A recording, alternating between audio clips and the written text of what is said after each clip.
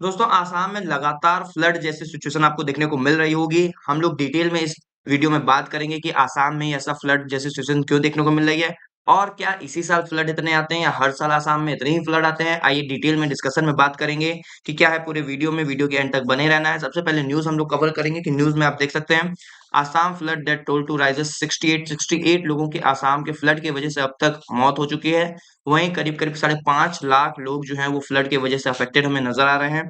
साथ में अगर दूसरे न्यूज़ की हम लोग बात करें तो दूसरे न्यूज़ में ये दिया हुआ है कि आसाम में इस साल जो है इतने ज़्यादा फ्लड हमें क्यों देखने को मिल रहा है? क्या रीज़न रहा है कि इस साल आसाम में इतने फ्लड हैं?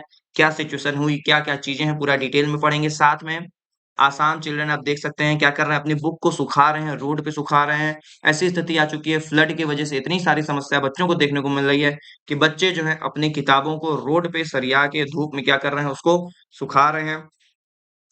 ये शहर का ओवरव्यू आप ले सकते हैं कि शहर जो है वो पूरा का पूरा शहर जो है वो फ्लड में डूब चुका है, बह चुका है, खत्म हो चुका है। वहीं लोग एक जगह से दूसरे जगह जाने के लिए पूरी रोड ब्लॉक हो चुकी है। बोट का, नाव का इसका इस्तेमाल करना पड़ रहा है एक जगह से दूसरे जगह लोगों को जाने के लिए। उसी के साथ में अगर हम लोग बात करें कि कहाँ से इतनी फ्लड आ गई, क्या उसका रीज़न था? तो आपको पता है आसाम से ब्रह्मपुत्रा रिवर जो है वो होती बहती हुई जाती है और वही ब्रह्मपुत्रा रिवर की वजह से ही आसाम के कुछ डिस्ट्रिक्ट में जो ब्रह्मपुत्रा रिवर के पास हैं, उसमें ये फ्लड जैसी सिचुएशन जो है वो डेवलप हो चुकी है। देखते हैं हम लोग डिटेल में समझेंगे क्या इसके कारण थे, कैसे सही होगा, क्या-क्या समस्याएँ हैं, सब चीज़ पढ़ेंगे। ये देख सकते हैं आप पूरा का पूरा शहर जो है वो डूब चुका है। अगर हम लोग अब बात करें अपने मेन टॉपिक की तरफ बढ़ रहे हैं, तो लगभग 68 लोगों की क्या हो चुकी है, आसाम के फ्लड की वजह से अब तक मौत हो चुकी है। वहीं 5.5 लाख से ज़्यादा लोग क्या हो चुके हैं, इससे अफेक्टेड हो चुके हैं।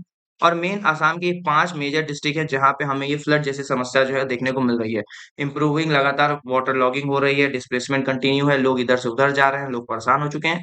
सबसे बड़ा सवाल है कि क्यों इस साल ही इतना फ्लड हमें देखने को मिल रहा है या हर साल आसाम में इतने ही फ्लड आते हैं हम कभी रिकॉग्नाइज नहीं कर। तो आइए डिटेल में समझते हैं कि क्यों आसाम में इस बार जो है इतने फ्लड हमें देखने को मिल रहा है। तो सबसे बड़ी बात है कि ब्रह्मपुत्रा रिवर सिस्टम। आपको पता है Brahmaputra system world longest river by discharge. इसका डिस्चार्ज जो होता है बहुत बड़ा होता है, बहुत फैली हुई रिवर है, बहुत ज़्यादा तक ये कवरेज इसका कवरेज जो है इस रिवर का बहुत ही ज़्यादा है, जो ओरिजिनेट होती है तिब्बत से और वहीं एंटर करती है इंडिया में अरुणाचल प्रदेश से और फिर फ्लो होते हुए जाती है आसाम से और फिर एंटर कर जाती है बांग्लादेश में। During the monsoon enormous quantities of water enter Assam. अब मानसून के समय में, बारिश के समय में क्या होता है, ढेर सारा जो ब्रह्मपुत्रा रिवर सिस्टम में है पानी होने के कारण इसका जो रिवर का फ्लो है, जो कोर्स है वो ज़्यादा हो जाता है, उसका लेवल बढ़ जाता है और असम में फ्लड जैसी सिचुएशन हो जाती है। वहीं दूसरा रीज़न अगर हम लोग बात करें, तो वो हैवी मानसून रेनफॉल है कि आसाम ने इस बार रिसीव किया बहुत ही ज़्यादा एनुअल रेनफॉल, बहुत ही ज़्यादा 2000 से 3000 तक रेनफॉल हमें देखने को मिल रहा है आसाम में।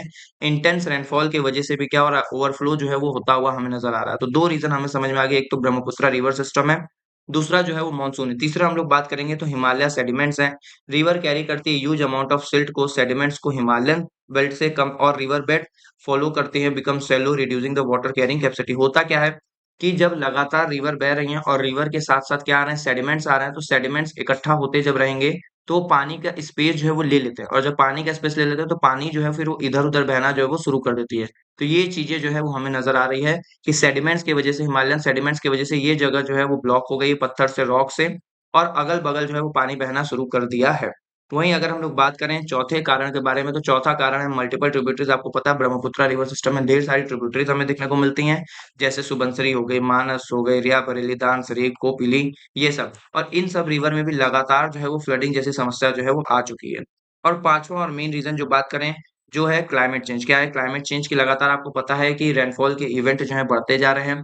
सीज़न जो है वो कोई फिक्स नहीं है, कभी भी कोई भी सीज़न आ जा रहा है, कभी भी रेनफॉल आ जा रही है, कभी ज़्यादा रेनफॉल आ रही है, कभी कम रेनफॉल आ रही है और इसका पूरा रीज़न जो है वो किसकी वजह से है, क्लाइमेट चेंज की वजह से।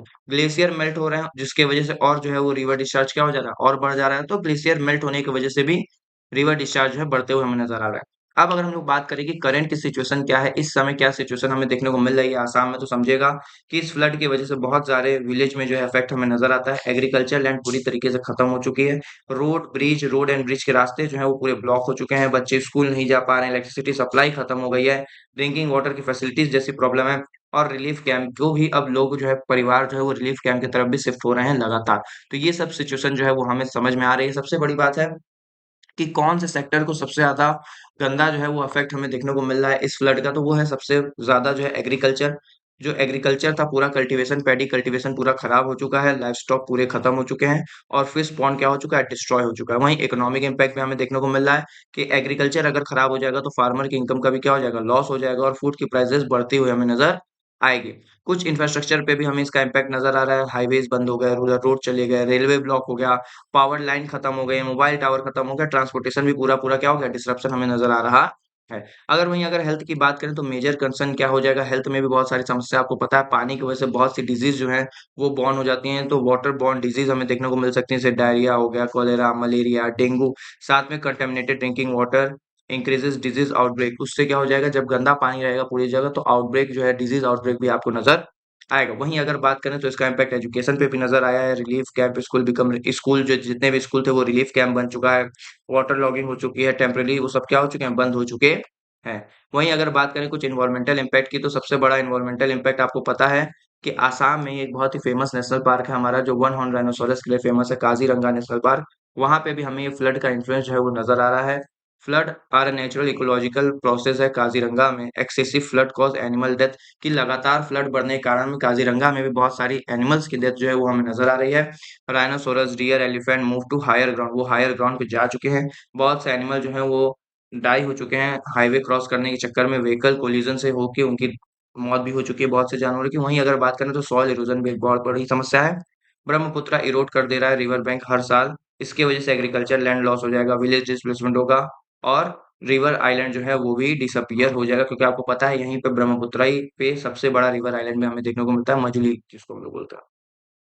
तो सर इतना हो रहा है, सब चीजें हो रही है, गवर्नमेंट इस पे क्या रिस्पॉन्स कर रही है, गवर्नमेंट की टीम जो है एनडीआरएफ लगातार लगी हुई है, नेशनल डिजास्टर रिजल्ट फोर्स जो है वो लगा हुआ है, जिसमें रेस्क्यू ऑपरेशन चल रहे हैं, इवैक्यूएशन हो रहा है, फूड सर्विस से रिलीफ डिस्ट्रीब्यूशन हो रहा है। वहीं एसडीआरएफ भी जो है लगातार असिस्ट कर रही है, सपोर्ट कर रही है, लोकल रेस्क्यू कर रही है, मेडिकल सपोर्ट कर रही है। इंडियन आर्मी एंड एयरफोर्स भी असिस्टेंस कर रही है, एयर ड्रॉपिंग रिलीफ मटेरियल है, रेस्क्यू फ्रॉम इनएक्सेसिबल एरिया और मेडिकल इवैक्यूएशन जो है वो चल रहा है। सबसे बड़ी बात है कि ये समस्या जो है ये आसाम में हमें देखने को क्यों मिल रही है और इसके क्या-क्या सॉल्यूशन हो सकते हैं, जिससे आने वाले समय में ये समस्या हमें ना देखने को मिले। तो लॉन्ग टर्म सॉल्यूशन की अगर हम लोग बात करें तो लॉन्ग टर्म सॉल्यूशन में सबसे बड़ा सॉल्यूशन क्या है? स्ट्रक्चरल मेजर है। हम क्या करें कि स्ट्रॉन्ग एम्बार्कमेंट करें, कि जो भी हम लोग डैम बना रहे हैं, एम्बार्कमेंट्स बना रहे हैं, वो स्ट्रॉन्ग से स्ट्रॉन्ग हो। दूसरा रिवर ट्रेनिंग हो, रिवर की क्या करें, ट्रेनिंग कराएँ और डिग्रेडिंग हो, मतलब वेयर साइंटिफिकली फिजिबल, जहाँ पे साइंटिफिकली सही तरीके से चीजें हो वहीं पे ड्रेगिंग करें, हर जगह ड्रेडिंग जो है वो ना करें।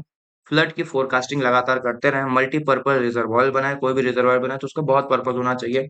वहीं कुछ नॉन स्ट्रक्चरल मेजर भी हो सकते हैं, जैसे ईडब्ल्यूएस, आपको पता है अर्ली वार्निंग सिस्टम बहुत अच्छा हम इस्तेमाल कर सकते हैं, सैटेलाइट मॉनिटरिंग कर सकते हैं, कम्युनिटी अवेयरनेस फैला सकते हैं, ब्लड रेजिलियंस हाउसिंग, ऐसा हाउस बनाए जो फ्लड से ज्यादा इम्पैक्ट ना हो, वैसी हाउसिंग बना सकते हैं। साथ में लैंड यूज प्लानिंग भी हम लोग कर सकते हैं। ये सब हम लोग लॉन्ग टर्म सॉल्यूशन की तरफ बढ़ सकते हैं। वहीं टेक्नोलॉजी का बहुत बड़ा रोल हो सकता है, जिसमें हम लोग जीआईएस मैपिंग कर लें, रिमोट सेंसिंग कर लें, डॉपलर वेदर रडार सिस्टम से हम लोग इमेज देख लें कि हाँ अगर फ्लड आ रहा है तो हमें अपने पोजीशन चेंज करने की जरूरत है। एआई बेस्ड फ्लडिंग ब्रॉडकास्टिंग करें, ड्रोन सर्वे करें। टेक्नोलॉजी का हम बहुत ही अच्छा इस्तेमाल कर सकते हैं अगर हमें फ्लड से बचना है तो। वहीं अगर बात करें तो क्लाइमेट चेंज लिंक आपको समझ में आएगा। क्लाइमेट चेंज का लिंक क्या है कि साइंटिस्ट बिलीव करते हैं कि क्लाइमेट चेंज की वजह से चीजें जो है बढ़ती जा रही हैं, एक्सट्रीम रेनफॉल हो रहा है, फ्लैश फ्लड आ रहे हैं, रिचार्ज रिवर डिस्चार्ज जो है वो वेरिएबल है, उसमें चेंजेस हमें नजर आ रहे हैं। इसी के तहत अगर वे फॉरवर्ड की बात करें कि वे फॉरवर्ड क्या हो सकता है, तो हम अडॉप्ट कर सकते हैं integrated river basin management approach Brahmaputra के लिए। साथ में रियल टाइम फ्लड फोरकास्टिंग करें, ये एक बहुत अच्छा उपाय है कि हम रियल टाइम क्या करें, फ्लड की फोरकास्टिंग जो है लगातार करते रहें। साथ में जितने भी हमारे वेटलैंड है, फ्लड प्लेन्स है, उनको रिस्टोर करें, क्योंकि ये बहुत अच्छे हैं, वाटर को एब्जॉर्ब करने में बहुत ही ज्यादा मदद करते हैं। और जो भी इंफ्रास्ट्रक्चर हम लोग बनाए फ्लड रिजिलियंट जो है वो इंफ्रास्ट्रक्चर को डेवलप किया जाए, और सेंट्रल, स्टेट और लोकल अथॉरिटीज साथ में कोऑर्डिनेट करके काम करें, और कम्युनिटी बेस्ड डिजास्टर प्रिपेयर्डनेस भी हमें करना होगा। अब एक क्वेश्चन है आप लोगों के लिए, क्वेश्चन है, होमवर्क है, कमेंट करके कमेंट सेक्शन में बताना है कि इसका आंसर क्या होगा।